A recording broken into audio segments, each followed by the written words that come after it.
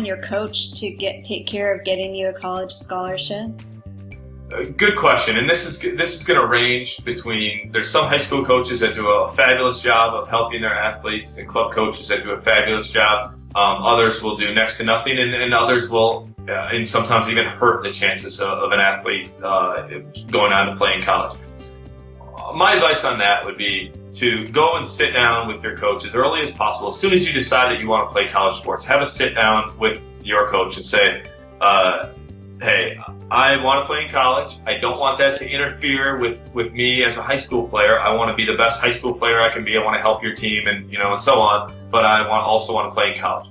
Ask them for whatever help they're willing to give, and be thankful and appreciative to them for any help they're willing to do. You have to remember that these high school coaches are usually also teachers. They're usually also husbands or wives and fathers and mothers, and they're getting paid next to nothing to coach you.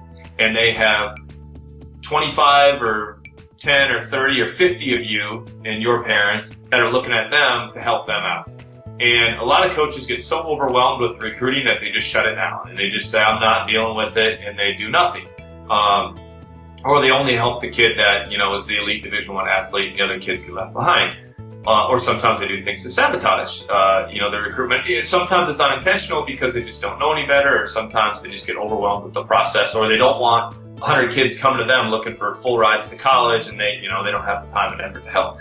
So use them for whatever help they'll give you, but realize it's up to you if you want to play in college. It's up to you to be proactive, to reach out to coaches, and you control this. If your coach says to you, don't worry about it, you're good, I'm going to pay for your college no matter what it is, then I would say just listen to them and just cruise.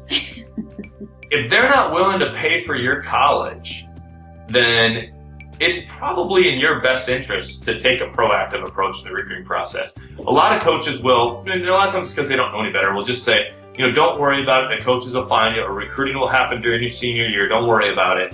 And what they really are meaning is, I don't want distractions to get away from my team right now. I don't want you thinking about college. You need to be thinking about being a better high school player. And there's truth to that. You don't just want to be thinking about college while you're not even good enough to be a productive high school player. There is some truth to that.